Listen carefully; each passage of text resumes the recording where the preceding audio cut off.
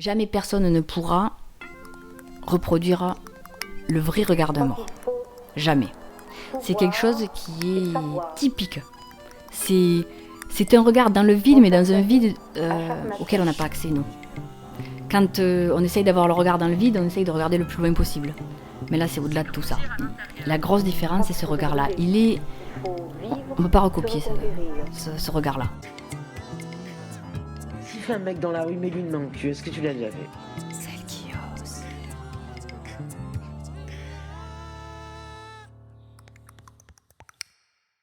Bonjour Maude, je suis ravie de t'accueillir sur le podcast de Celle qui ose. Et je vais commencer par une question simple, mais qui est finalement peut-être la plus compliquée. Qui es-tu ?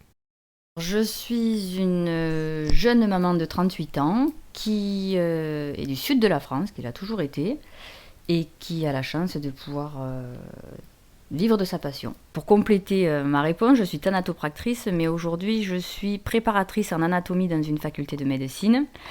Un thanatopracteur est la personne qui s'occupe des défunts, de la simple toilette mortuaire à sa conservation pour stopper ce que l'on appelle la thanatomorphose, plus vulgairement la décomposition des corps, afin de pouvoir le présenter à ceux qui restent, ou de permettre un transport dans des conditions sanitaires légales.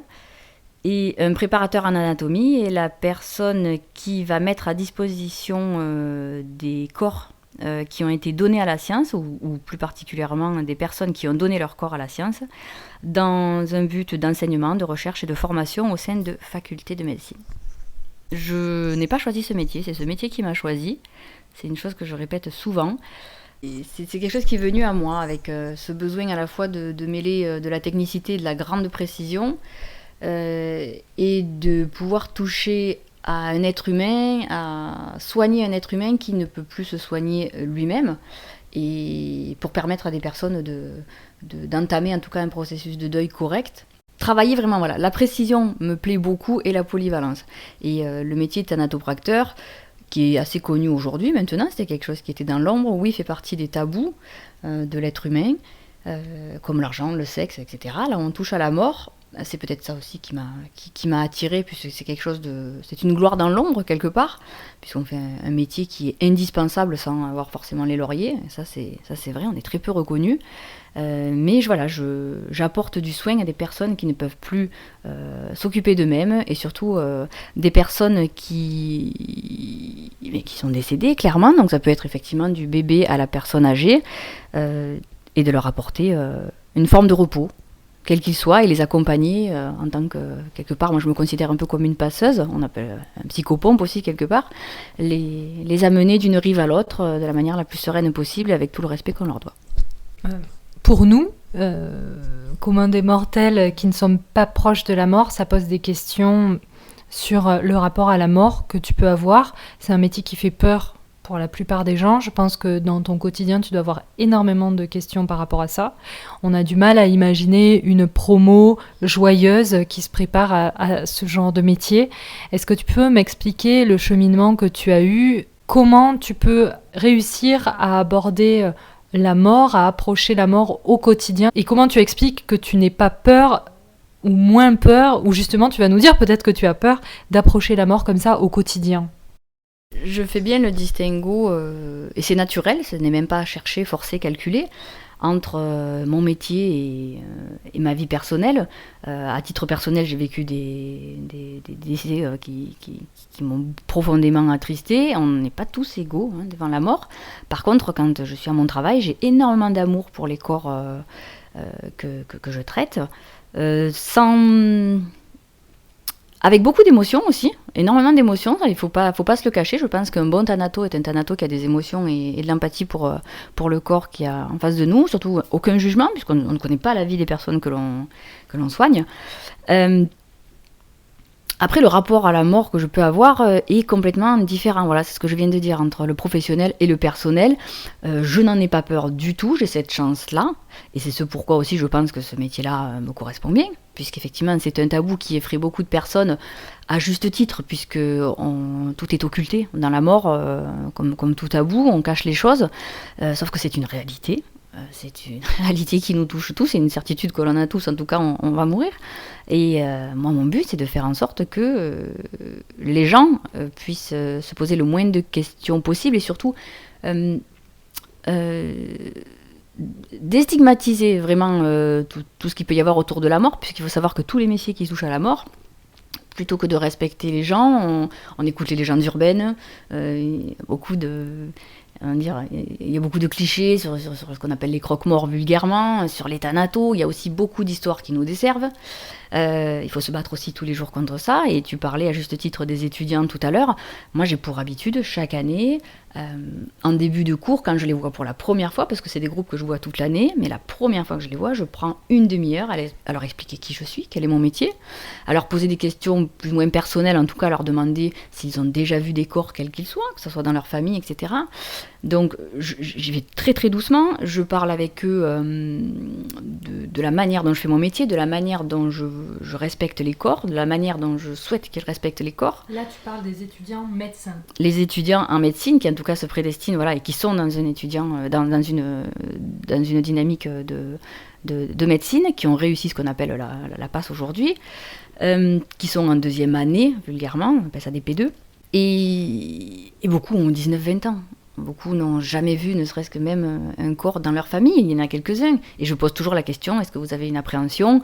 Je leur dis que c'est des menteurs quand il y en a qui ne lèvent pas la main, puisqu'on a tous peur de rentrer, ne serait-ce que dans une pièce où il y a un corps. C'est pas quelque chose qui est naturel. Pourtant, c'est la chose la plus naturelle du monde. Mais pour nous, on occulte tellement la mort qu'on évite d'en côtoyer.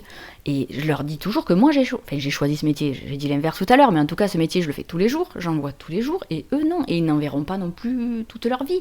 Donc, mon but, ce n'est pas de les choquer. Au contraire, c'est peut-être de susciter un intérêt. Donc, on y va très doucement. Je commence par leur montrer une main. Il n'y a rien de grave sur une main, c'est juste pour qu'ils aient un premier contact. Déjà, le premier contact se fait dans la pièce quand ils savent qu'il y a la présence d'un corps dans la pièce, sous un drap. Ils ne voient rien pour le moment. C'est vrai qu'il y a une sorte de pesanteur quand on est dans une pièce avec un corps.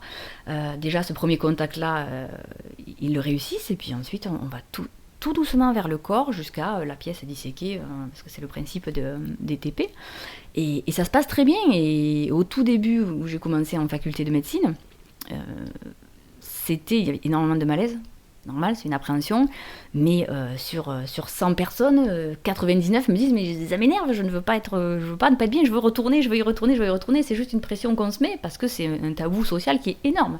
Social, même sociétal. Enfin, c'est énorme, mais c'est pour ça que j'aime tellement mon métier que je ne veux pas justement qu'il y ait une crainte, je veux qu'il y ait un intérêt. Donc je les amène petit à petit aux choses et leur montre qu'effectivement on se fait beaucoup d'idées vis-à-vis de la mort. Il y a des choses vraies, c'est vrai, il y a des choses fausses et je me tiens toujours à disposition pour répondre à leurs questions, mais il ne faut surtout pas choquer les gens parce que c'est quelque chose qui peut engendrer beaucoup de traumatisme. Je ne connais pas la vie personnelle de chacun et tous les deuils sont différents. Chaque personne est différente, on peut pleurer plus pour sa voisine que pour sa mère. Pour des tas de raisons différentes. Il y a aussi un état d'esprit ponctuel, il y a des tas de choses, et ça, il faut le savoir. Donc, le grand bonhomme qui va rien dire tout le long sera peut-être plus touché que la petite nénette.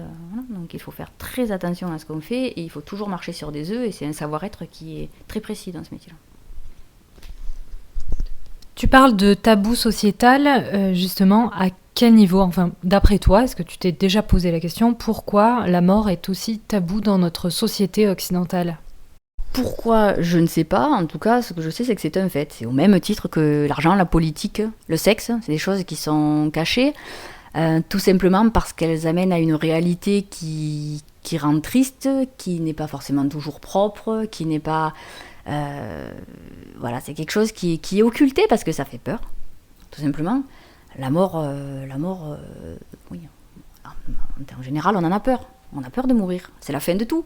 Donc, c'est un tabou.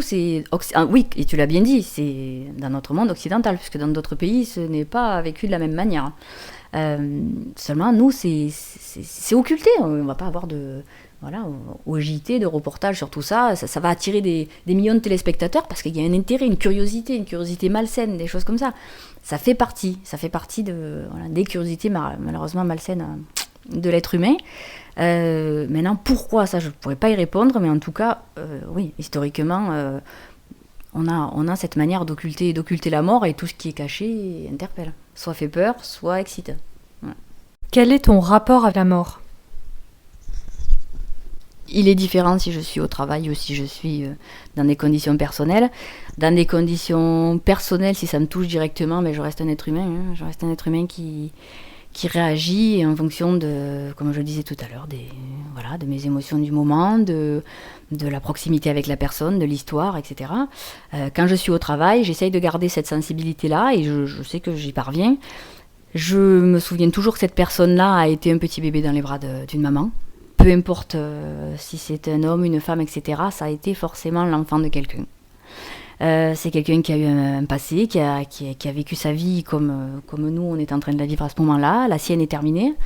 Donc mon rapport à la mort est beaucoup plus technique, bien sûr, à mon travail. Mais j'ai toujours une pensée émue pour la personne qui est entre mes mains, même si c'est la 3e fois de la semaine que je la vois. J'ai des gestes toujours très respectueux, comme si j'avais la maman de quelqu'un entre mes mains et que cette personne-là était en train de regarder mes gestes. J'ai une manière toujours très respectueuse de toucher les corps. Je leur parle. Tu leur dis quoi ? Ça dépend, merci de m'aider, parce que des fois les choses se passent très bien, des fois c'est vrai qu'il y a des soins de conservation qui sont un peu plus compliqués que d'autres, donc à ce moment-là je me recule, je dis bon maintenant il va falloir m'aider, moi je suis là pour vous, je ne suis pas là pour vous embêter. Allez madame, voilà c'est bon, j'ai terminé, vous êtes bien propre. Je les accompagne dans tout, allez on va faire ça, je ne suis pas la seule à faire ça, hein.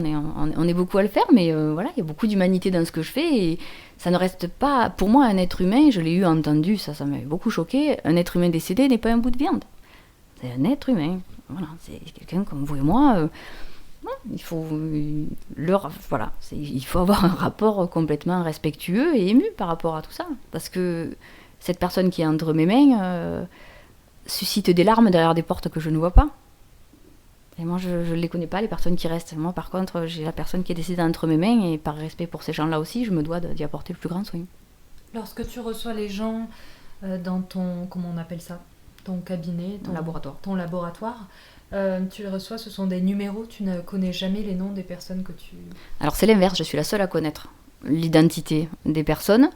Et après, j'anonymise, c'est-à-dire que si une femme de ménage vient faire le ménage et qu'il y a des dossiers sur mon bureau ou qu'elle est au niveau des frigos, etc., ce sont des numéros. Je suis la seule à connaître l'identité des personnes. Donc ça, c'est pour la préparatrice en anatomie. Après, en tant que thanatopracteur dans le funéraire et dans le privé, là, c'est encore autre chose. On sait qu'on va faire le soin de monsieur ou madame untel. C'est deux milieux complètement différents. Mais pour mon métier actuel, vraiment thanatopractrice en tant que préparatrice en anatomie, c'est encore autre chose. C'est moi qui anonymise pour des tas de raisons, parce qu'il y a un secret aussi qui se fait. C'est des gens qui viennent la faculté où je travaille, on reçoit des gens de beaucoup de départements autour, mais potentiellement aussi de la rue d'à côté. Et si j'ai des étudiants, ils reconnaissent leur voisine, où il y a un nom, un prénom, ou une femme de ménage qui rentre et qui dit à monsieur et à madame untel, ça peut susciter aussi des curiosités, déjà que ça peut être le cas. Non, c'est très important d'anonymiser, et je suis la seule à connaître, avec bien sûr les pompes funèbres qui me les amènent, je suis la seule à connaître l'identité des défunts, et personne n'a accès à tout ça. Comment tu prépares un corps ? Alors, quelles sont les étapes ? Tu viens de parler des pompes funèbres. Donc, les pompes funèbres t'apportent un corps, et ensuite, comment ça se passe jusqu'à ce qu'il se retrouve sur la table, entier ou pas, pour une analyse Alors, pour le métier en laboratoire d'anatomie, il y a tout le processus effectivement d'acheminement du corps avec des conditions de délai d'hygiène et de logistique très, très, très strictes. Je ne peux pas recevoir un corps 48 heures après son décès, il ne doit pas y avoir de ce qu'on appelle un obstacle médico-légal, pas de maladie contagieuse, etc. La personne, surtout, la condition sine qua non, doit être inscrite de son vivant en tant que donateur de corps, qui est complètement différent du donateur d'organes. La personne arrive, et puis à ce moment-là, effectivement, j'ai toute une liste de papiers. On est en France, il y a énormément d'administratifs. Beaucoup d'administratifs, de vérification, et ensuite, la préparation d'un corps, c'est effectivement commencer toujours, que ce soit dans le funéraire ou pas, je dirais pas une asepsie, mais en tout cas un nettoyage du corps, une toilette une toilette pour nettoyer tous les orifices, tout le corps, pour s'assurer et pour vérifier aussi toutes les particularités physiques du corps, s'il y a des escarres ou s'il y a eu peut-être une cicatrice à un endroit ou à un autre, qui pourra me permettre de les orienter ou pas vers des enseignements ou pas. C'est sûr que si on me demande un enseignement sur l'épaule et que je vois une cicatrice sur l'épaule, je l'aurai noté sur mon dossier, ce n'est pas un corps que je vais pouvoir proposer, par exemple pour ce TP-là. Et ensuite, c'est une préparation. On a plusieurs préparations, soit ce qu'on appelle un soin de conservation. On peut vulgariser en disant un embaumement pour mieux comprendre, soit ce qu'on appelle un corps frais, c'est-à-dire qu'il est laissé tel quel. Les différences, c'est qu'un soin de conservation, le corps va tenir beaucoup plus longtemps, mais les structures vont changer un peu de couleur, etc. Mais va être conservé un peu comme on dit dans le formol, des choses comme ça, sauf que c'est pas trop des choses qu'on utilise. Soit on va le laisser frais, alors c'est-à-dire que c'est un corps qui ne va pas être touché chimiquement. Il va être nettoyé évidemment, aseptisé, anonymisé. Il y aura les mêmes structures que sur le vivant, les mêmes qualités de tissu, etc. Mais on ne pourra pas le garder très très longtemps. C'est comme n'importe quel, je vais faire le parallèle avec la nourriture, avec de la viande ou quoi, qu'on laisse trop dehors. C'est sûr que si elle est cuite, elle restera plus longtemps dans le même état, mais si elle est fraîche, au bout d'un moment, elle va tourner. C'est exactement pareil. On a 2 moyens de conservation. Et ensuite, à l'issue de son utilisation, les corps partent en crémation obligatoire. J'en profite pour bien expliquer aux gens qu'on ne dit pas une incinération. Ça, c'est très important. Et j'y attache beaucoup d'importance. L'incinération, c'est pour les animaux et les déchets. Donc, on crématise des personnes dans des crématoriums. On travaille avec un crématorium. Et nous, on a la chance de pouvoir rendre les cendres si la famille le souhaite. Est-ce qu'on a le droit aujourd'hui de disperser les cendres là où on veut ? La loi sur la destination des cendres, si je ne me trompe pas, date de 2008. Il y a eu une modification. Des cendres, aujourd'hui, sont considérées au même titre qu'un être humain entier. C'est-à-dire qu'on ne peut plus garder une urne, par exemple, chez nous. C'est interdit. En France, c'est interdit maintenant, puisqu'ils ont fait passer le statut des cendres au même statut qu'un corps dans un cercueil. C'est-à-dire qu'au même titre que vous ne garderez pas un corps dans un cercueil chez vous, on ne peut pas garder des cendres, puisque c'est un être humain à l'intérieur. Des cendres peuvent être, au choix, mises dans une urne cinéraire et scellées sur un monument funéraire, dans un monument funéraire, mises dans un columbarium. Peuvent être dispersés dans un jardin du souvenir ou dispersés en pleine nature avec bien sûr des autorisations pas préfectorales mais en tout cas de mairie, de communes, etc. Voilà. Mais on ne peut plus légalement garder de cendres chez soi, c'est interdit. Tu m'avais parlé un jour de la préparation des infirmières et du personnel hospitalier à la mort. Est-ce que tu peux partager avec nous ton avis là-dessus ? Parce que il y a une grande mixité en France, un métissage de culture, de religion, et nous sommes tous différents, voilà, comme tu le disais, déjà individuellement, mais encore en communauté aussi, nous avons des différences vis-à-vis de la mort. Est-ce que d'après toi, les annonces sont bien faites ou pas ? Pourquoi ? Et qui devrait être formé ? Alors je crois qu'il existe en tout cas des petits modules pour apprendre à annoncer le décès, sauf que normalement ce n'est du ressort que d'un médecin. Seul un médecin a le droit d'annoncer un décès. Et mon avis là-dessus, c'est qu'effectivement, le médecin, c'est pas... Voilà, vous êtes tous allés à l'hôpital déjà. Le médecin, c'est pas celui qu'on voit le plus. Celui qu'on voit le plus ou celle qu'on voit le plus, ça va être des aides-soignants, des infirmières ou parfois quand c'est à domicile, voilà, des aides à domicile, des choses comme ça. Et ces personnes-là ne sont pas formées.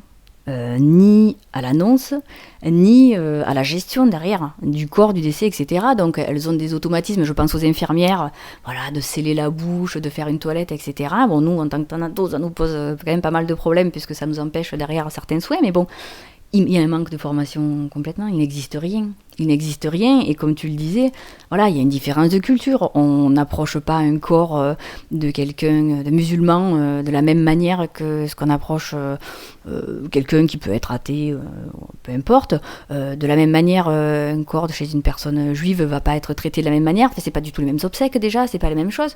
Et ce qui manque aujourd'hui, c'est une formation, puisque les personnes vers qui on va se retourner pour poser des questions en tant que famille, parce que, étant donné que c'est un tabou, on ne s'est pas posé ces questions-là avant, on va poser les questions aux personnes que l'on voit le plus souvent, qui nous paraissent les plus professionnelles, donc c'est les infirmières, les aides-soignantes, les gens qui viennent à domicile. mais elles n'ont pas les réponses. Elles n'ont pas les réponses exactes, elles ne savent pas. Elles vont penser à la première pompe funèbre qui passe, mais il est important de pouvoir les former, de leur dire voilà, attention, on va vous demander peut-être tel papier, on va peut-être, tiens, le corps, là il se passe ça, vous inquiétez pas, ça peut être normal, il peut arriver ça, ça et ça, mais combien ça coûte? Ouais. Elles vont pouvoir peut-être répondre une fourchette, en tout cas les orienter sans faire d'erreur, et surtout sans se sentir, démunis face à tout ça, parce que on se sent, c'est vrai que souvent une infirmière qui vient à domicile fait un peu partie de la famille au bout d'un moment, quand il y a des longs soins, si je pense à des gens qui ont des cancers, des choses comme ça, on lui offre des cadeaux à Noël, des chocolats, elle boit le café avec nous, etc. Et du jour au lendemain, elle se sent du coup valorisée, et du jour au lendemain de ne pas pouvoir répondre à des questions dans l'urgence, ça peut être aussi un problème d'ego, ça peut être difficile à vivre aussi. Ça peut être très difficile à vivre de ne pas savoir ce qui va se passer après. Donc il manque de la formation là-dessus. Parce qu'effectivement, voilà, il y a différentes confessions. Donc ça, c'est pour le côté on va dire, pas ésotérique, mais en tout cas la confessionnale, puisqu'il y a beaucoup de confessions différentes. Il y a le côté administratif qui est très compliqué en France. Il y a des délais légaux. Il y a toutes ces choses-là. Il y a tout un prisme autour de la mort, à la fois psychologique, administratif, financier, qui est même physique, biologique, qui n'est pas assez répandu. Et en tant que thanatopracteur, conseiller funéraire, voilà, tous les gens du funéraire, on est les seuls à les connaître et à s'y intéresser, puisque ça fait partie de la mort. Après, effectivement, il y a des soins palliatifs où ils sont beaucoup plus proches, et là, ils peuvent répondre à plus de questions, mais à ce jour, j'ai encore énormément d'appels d'infirmières qui me disent, voilà, on a quelqu'un qui est décédé, un résident ou un patient, qu'est-ce que je dois faire? Qu'est-ce que je dois faire? Je dis, mais attendez, c'est pas la première fois que vous avez quelqu'un qui décède. Non, mais, et puis, souvent, on a des fausses informations. Des gens qui nous appellent, qui nous disent, voilà, l'infirmière nous a dit de faire ci, ça, mi. Ah non, pas du tout. Donc, il manque une information, que ça soit à la fois pour un public ciblé, soignant, aide-soignant et accompagnateur, mais aussi pour n'importe qui, pour le commun des mortels. Il y a un énorme manque parce qu'il y a un tabou. Toujours pareil. Pour toi, la mort n'est pas tabou. J'ai envie que tu prennes vraiment le temps de me dire si tu as peur de la mort. Alors, tu nous as déjà répondu. Mais pourquoi? Que penses-tu de la mort? D'après toi, c'est quoi? Que se passe-t-il? Et tu peux me répondre au niveau physique et spirituel, et ce que tu penses, toi, me parler de toi, Maud, ton avis là-dessus. Alors effectivement, oui, j'ai peur de la mort. J'ai très peur de la mort de celle de mes proches, tout d'abord, avant de la mienne. De la mienne, je peux pas dire. Il y a une angoisse qui se crée quand on se rend compte qu'on éteint la lumière et qu'il ne se passe plus rien. On a toujours tendance à se dire que quand on éteint une lumière, on peut la rallumer avec un interrupteur, on peut se coucher le soir, fermer les paupières et on sait qu'on va se lever le lendemain. Là, non, c'est plus le cas, donc c'est angoissant puisque c'est un vide et on ne sait pas. D'un côté physique, je sais exactement ce qui se passe, c'est mon métier et effectivement, voilà, bon. Ça entraîne des choses plus ou moins jolies. Mais à titre personnel, dans le doute, puisque je ne suis pas croyante, mais par contre, je ne suis pas fermée, et parce que j'ai vécu aussi des expériences, comme tout le monde. Je me dis que, je parlais tout à l'heure de passage, si vraiment il y a quelque chose après, en tout cas, j'accompagne les gens. Et tout mon côté scientifique me fait dire qu'il n'y a rien. Mais mon côté personnel me met toujours un petit doute là-dessus. Et oui, j'ai peur de la mort. Par contre, cette peur se dissipe quand je suis au contact de défunts, puisque là, c'est moi qui la porte. C'est moi qui porte la mort et c'est moi qui suis maîtresse. Et je suis maîtresse de cérémonie, de cette cérémonie-là, quelle qu'elle soit. Et je suis là pour accompagner ce corps-là, justement, qu'il soit entouré ou pas. Et il y a beaucoup de personnes qui ne sont pas entourées aujourd'hui, qui meurent seules. Donc je suis la dernière personne qui les touche. Et je change complètement, voilà, je suis complètement différente face à un corps. Voilà. Après, à titre personnel, oui, c'est compliqué de... Ça ne change rien, je pense, en tant qu'être humain, de travailler dans la mort par rapport à la manière dont on vit nos propres deuils. Je pense que on peut être donneur de leçons à côté, mais on reste des êtres humains, et par contre, ça ne change rien à nos propres deuils. Donc tu n'as pas d'avis sur la mort, aucune croyance spéciale sur le sens de la vie? Je crois que, dans tous les cas, que ce soit toi, que ce soit moi, n'importe qui, personne n'a demandé à venir au monde. Personne.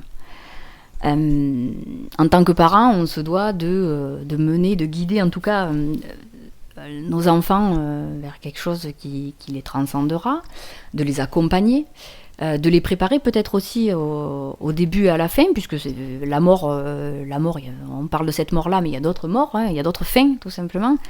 De croyances en elle-même, non, je ne crois pas en avoir, mais je reste ouverte à certaines choses, ça, il n'y a pas de souci. Pour le sens de la vie, on a tous quelque chose à accomplir. Et c'est dans ce sens-là où je disais tout à l'heure que je respectais les corps, puisque je ne connais pas l'histoire des défunts avec qui je travaille. Je peux très bien avoir fait des soins sur des pédophiles, je n'en sais rien, je ne connais pas leur vie. Et entre mes mains, il reste les personnes qui sont nées innocentes, qui ont eu leur parcours, mais que je ne connais pas, donc je ne juge pas. Mais par contre, entre mes mains, ils redeviennent des personnes innocentes qui viennent de perdre la vie, tout simplement. Est-ce que tu as l'impression de ressentir la puissance de l'âme ? Déjà, est-ce que tu crois à l'âme ? Je veux chanter pour ceux... donc, est-ce que l'âme, la chanteuse, je crois bien qu'elle existe. Oui. Est-ce que tu as ressenti une différence entre un corps inerte, mort, et une personne vivante, autre que la chaleur, la vie, le cœur qui bat, la respiration? Est-ce que tu as cette sensation qu'un être vivant a une âme et qu'un défunt n'a plus d'âme, que l'âme est partie? Est-ce que tu as déjà pu ressentir ça ou pas du tout? Alors comme je disais, j'ai vécu des expériences très particulières. Par contre, pour ta question, effectivement, il manque quelque chose. Ou il y a quelque chose en plus, je ne sais pas. Tout ce que je peux dire qui est très différent, c'est que tous les meilleurs comédiens du monde pourront simuler un mort au cinéma, pourront avoir le regard vide qu'on connaît là, au cinéma, les pupilles dilatées, etc. Jamais personne ne pourra reproduire le vrai regard d'un mort. Jamais. C'est quelque chose qui est typique. C'est un regard dans le vide, mais dans un vide auquel on n'a pas accès, nous. Quand on essaye d'avoir le regard dans le vide, on essaye de regarder le plus loin possible. Mais là, c'est au-delà de tout ça. La grosse différence, c'est ce regard-là. On ne peut pas recopier ce regard-là. Il n'existe que sur une personne décédée. La personne décédée regarde quelque chose qui nous transcende, qu'on ne peut pas avoir. Après, des histoires sur l'âme, même si je reste très cartésienne, oui, il y a des choses très particulières que j'ai pu voir, des choses que je ne pourrais jamais expliquer. Après, est-ce que ça veut dire qu'elles sont surnaturelles ou est-ce que c'est un concours de circonstances? Je ne sais pas, mais en tout cas, je reste marquée par des événements que j'ai pu vivre, des personnes. Je peux donner l'exemple d'une personne qui avait mis fin à ses jours, qui a vécu une vie. J'ai appris par son nouveau compagnon qu'elle avait eu une vie des plus douloureuses. Une vie des plus chaotiques. Je parle de viol conjugal, je parle d'entraînement dans des sectes, je parle de dépression profonde parce que ses enfants étaient avec justement son ex-époux qui la battait. Enfin, c'était terrible, quelqu'un qui n'arrivait pas à apprécier la vie à sa juste valeur, même si elle était très aimée par son nouveau compagnon. Et cette personne, je la reçois, donc avait mis fin à ses jours par pendaison, et je fais ce que j'avais à faire sur cette personne pour en tout cas masquer les signes de cette mise à mort. Je te coupe. Donc là, tu t'es occupée d'une défunte dont tu connaissais la famille. Je ne connaissais pas la famille. J'avais rencontré la personne qui avait signé les papiers pour son décès, qui était son nouveau compagnon et qui avait besoin de s'épancher et de me parler un peu de sa famille, du contexte, du pourquoi elle avait fait ça, etc. Qui était très amoureux de cette personne-là. Et suite à mon intervention, était un corps qui paraissait très serein, contrairement au visage qu'elle avait quand elle est arrivée. On peut imaginer qu'effectivement, dans des conditions comme ça, le visage est un peu crispé. Et c'était une personne à qui j'avais redonné un sourire, mais un sourire discret, quelque chose d'apaisé. Et j'avais réussi peut-être à apaiser même son cœur ou son âme, comme tu disais tout à l'heure. Et ce monsieur aussi était soulagé de pouvoir la veiller. Et il m'avait dit, attention, le jour des obsèques, son ex-mari et ses enfants vont venir avec sa belle famille, ils sont tous dans cette secte. Hein. J'appréhende un peu, moi je me mettrai de côté, mais j'appréhende parce que Pêcheur, c'est parce qu'elle aurait aimé, etc. Pendant 2 jours, le corps était exposé, donc elle avait personne, hein, il n'y avait que son compagnon et une amie qui étaient là, et ce corps restait dans sa splendeur. Et le jour des obsèques, effectivement, il me dit, ah ben tiens, voilà, ils arrivent, c'est eux, que vous sachiez. Je dis, bon d'accord, donc je me présente à ces gens-là, ils me disent, bon, viens la voir, vraiment des gens très froids, en plus, des gamins c'était vraiment assez, très très froid, c'était vraiment impressionnant. Et je leur dis, bon mais très bien, attendez devant la porte, je vais vous ouvrir de l'autre côté, je m'assure que tout est en place, etc. Et là, je retourne par l'arrière de la chambre funéraire et de la salle, du salon, et je m'approche du corps et je lui dis, il va falloir que tu sois courageuse une dernière fois. Ils sont là. Tu es entourée d'amour et ça va être la dernière fois, mais voilà, sache qu'ils sont là et ça va aller. Et je m'assure que tout va bien, que je les fais rentrer, je les laisse, ils sont restés 2 minutes 30 montre en main. Hein. Ils sont sortis, j'ai refermé la porte et je suis re-rentrée pour voir s'ils avaient déposé des fleurs, des choses comme ça, et je me suis approchée du corps. Et elle avait un rictus, mais inverse. Elle était comme quand on dessine un bonhomme triste en fait. Toute sa bouche s'était affaissée vers le bas. Alors que nous, on avait laissé la porte entrouverte au cas où il y a des choses. Et ils ne l'ont même pas touchée. Ils ne l'ont pas touchée. Et quand j'ai vu ça, je me suis dit, oui, il se passe quelque chose là. Il se passe quelque chose. Donc après, j'ai refait le nécessaire pour que son visage retrouve un rictus un peu discret, serein. Et elle n'a plus rebougé. Mais je ne peux pas l'expliquer ce qui s'est passé. Je ne le sais pas. Voilà, donc c'est des tas de petites choses comme ça où voilà, des défunts, il m'est arrivé de voir un corps pleurer. Enfin, une personne, pareil, une fois de plus, qui avait mis fin à ses jours, une culture bouddhiste. Sa famille s'était déplacée, pareil, il y avait des petits moines qui étaient venus, une cérémonie magnifique. Et cette personne, je l'avais eue sous mes yeux pendant des heures et des heures, puisque c'était par arme à feu cette fois-ci. Et j'avais fait tout le nécessaire pour masquer les blessures qu'elle s'était infligées, qui étaient somme toute assez discrètes, mais il fallait quand même masquer certains... c'est là que les gens vont sourire, certains trous de balles, clairement. Mais c'était le cas, c'était quelque chose d'assez discret, et j'avais réussi du coup à la mettre aussi en tenue de cérémonie, puisque c'était une tenue particulière, et je connaissais son corps de A à Z, son visage de A à Z, etc. Et arrive le jour de la cérémonie, je la mets en salon funéraire, la cérémonie arrive, moi j'étais en vacances le lendemain, je me rappelle très bien, la cérémonie se passe, des gens très joyeux, c'est une communauté qui est très joyeuse et qui appréhende la mort justement de manière très différente. Mais bon, le suicide c'est un peu difficile. Et quand ils me disent c'est bon, c'est terminé, on a fini de faire... Donc ce corps-là, il n'y avait pas de question de condensation, de chaud-froid, etc. Pareil, il ne les touche pas. Donc j'ai fermé la porte et je l'ai fait sortir par derrière et je lui ai dit, voilà, en plus elle avait le même âge que moi, on était de la même année, c'est pour ça que ça m'avait beaucoup touchée. Et je lui avais dit, voilà, je vais te remettre en cellule réfrigérée, moi je ne serai pas là demain pour ton départ, parce qu'elle partait en crémation. Je te souhaite un très bon voyage, mais je pense qu'ils t'ont pardonné. Ils ont l'air d'avoir pardonné ton geste, tu peux partir tranquille. Et je me retourne pour ouvrir la porte du frigo, je me repenche vers elle pour pouvoir fermer la housse et une larme a coulé de ses yeux. Et là, j'ai fait un pas en arrière, à la fois de stupéfaction et d'émotion, et je me suis retrouvée à courir dans l'accueil de la chambre mortuaire et à attraper un moine en disant « Venez vers moi, il y a quelque chose qui se passe ». En fait, le corps pleure.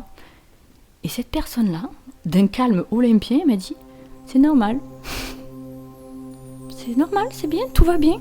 Je dis « Mais tout va pas bien là, Si, tout va bien. » Donc je n'ai rien dit, je suis retournée auprès du corps, j'ai fermé la porte et j'ai pas sorti un mot jusqu'au lendemain. Ça a été une expérience, voilà. Donc c'est des cas comme ça qui me font dire qu'il y a peut-être quelque chose en fait. Merci beaucoup Maud. Merci d'avoir partagé ton expérience. Je suis certaine que cet épisode aura intéressé énormément de gens. N'hésitez pas à poser des questions à Maud en commentaire de ce podcast. Elle viendra y faire un tour et quant à moi, je vous dis à très vite sur Celle qui ose.